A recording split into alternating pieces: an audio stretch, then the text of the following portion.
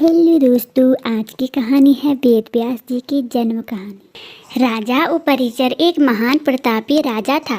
वह बड़ा धर्मात्मा और बड़ा सत्यवर्ती था। उसने अपने तप से देवराज इंद्र को प्रसन्न करके एक विमान और न सूखने वाली सुंदर माला प्राप्त की थी। वह माला धारण करके विमान पर बैठकर आकाश में भ्रमण किया करता था। उसे आखेट का बड़ा चाव था। वह प्रायः वनों में आखेट करने जाया करता था। उपरिचर की रानी का नाम गिरिका था। गिरिका भी बड़ी सुंदर और पवित्र हृदय की थी। वह अपने पति को प्रेम तो करती थी, ईश्वर के प्रति भी बड़ी आस्थालु थी। निरंतर भजन और चिंतन में लगी रहती थी।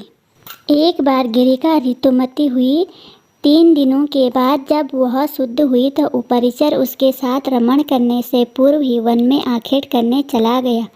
राजा आखेट के लिए चला तो गया, पर उसका ध्यान रानी के साथ रमण करने की ओर ही लगा रहा।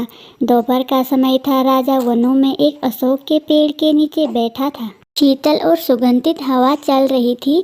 मधुर स्वरों में पक्षी गान कर रहे थे। राजा का ध्यान रानी की ओर चला गया। वह सपने में रानी से संबंध बनाने की मन ही मन सोचने लगा। राजा कामातुर हो उठा और उसका वीर स्खलित हो गया। राजा ने सोचा, उसका वीर्य व्यर्थ नहीं जा सकता। वो एक दोने में रखकर विमान में बैठे हुए बाज पक्षी को बुलाकर उससे कहा, तुम इस दोने को ले जाकर मेरी रानी को दे दो, वह इसे अपने गर्भ में धारण कर लेगी। बाज दोने को मुख में दबाकर राजा के भवन की ओर उड़ गया। वह यमुना नदी के ऊपर से उड़ता चला जा रहा था। तभी एक बाज की नज़र उस पर पड़ी। उसने सोचा, यह अपने मुंह में कोई खाने की वस्तु दबाए हुए है। अतः उसने उस बाज पर आक्रमण कर दिया। दोनों बाजों में घमासान युद्ध होने लगा। परिणाम यह हुआ कि पहले बाज के मुख से दोना छूटकर यमुना के जल में गिर पड़ा। दोने में रखा वीर्य पानी में मिल गया। एक मछली की वीर्य पर दृष्टि पड़ी। उसने सोचा, यह खाने की वस्तु है। वह उसको पानी के साथ ही निगल गई। फलतः मछली गर्भवती हो गई।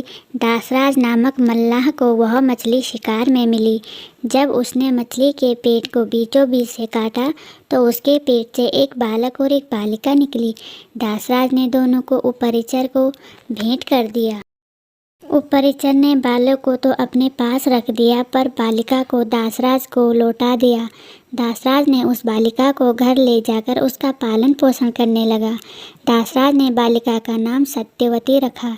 वह मछली के पेट से उत्पन्न थी, इसलिए उसके शरीर से मछली की सी गंध निकला करती थी। लोग उसे मत्स्यगंधा भी कहते थे।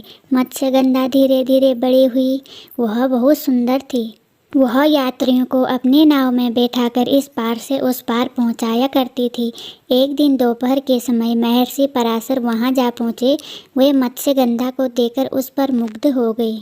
उन्होंने उससे कहा, सुंदरी, तुम्हें पूर्ण सुख मिलेगा। मैं तुम्हारे साथ रमण करना चाहता हूँ। मत्स्यगंधा ने कहा, महर्षि, आप ये कैसी बातें कर रहे हैं? दोपहर का समय है, आसपास लोग बैठे हुए हैं। मैं आपके साथ रमण कैसे कर सकती हूँ? पराशर जी ने योग शक्ति से चारों ओर कोहरा पैदा कर दिया और बोले, अब हमें कोई देख नहीं सकता। तो निश्चित होकर मेरा प्रस्ताव स्वीकार कर ले। मत्स्यगंधा फिर बोली, महर्षि, मैं कुंवारी हूँ, पिता की आज्ञा के अधीन हूँ। आपके साथ रमण करने से मेरा कौमार्य नष्ट हो जाएगा। मैं समाज में लांछित बन जाऊंगी। पराशर जी ने उत्तर दिया, तुम चिंता मत करो। मुझसे रमण करने के बाद भी तुम्हारा कौमार्य बना रहेगा। गर्भवती होने पर भी गर्भ का चिन्ह प्रकट नहीं होगा। मत्स्यगंधा फिर बोली, एक और बात, मेरे शरीर से मछली की सी गंध निकलती है। आप मुझे वरदान दें कि वह सुगंध में बदल जाए और 4 कोस दूर तक फैली रही। पराशर जी ने तथास्तु कह दिया। अब मत्स्यगंधा के शरीर से कस्तूरी की सी गंध निकलने लगी। वह गंध 4 कोस दूर तक फैली रहती थी। अब वह योजना गंध भी कही जाने लगी। पराशर जी ने मत्स्यगंधा के साथ रमण किया। उसके साथ रमण के फलस्वरूप वह गर्भवती हुई। समय पर यमुना के द्वीप में एक बालक ने मत्स्यगंधा के गर्भ से जन्म लिया। वह बालक जन्म लेते ही बड़ा हो गया। वह तप करने के लिए वन में चला गया। वही बालक जगत में वेदव्यास जी के नाम से प्रसिद्ध हुआ। वेदव्यास जी का पूरा नाम कृष्ण द्वैपायन वेदव्यास था। वे श्याम वर्ण के थे, इसलिए उनका नाम कृष्ण पड़ा। वे दो द्वीपों के बीच पैदा हुए थे, इसलिए द्वैपायन कहे जाते थे। वेदों का पंडित होने से वेदव्यास कहे जाते हैं।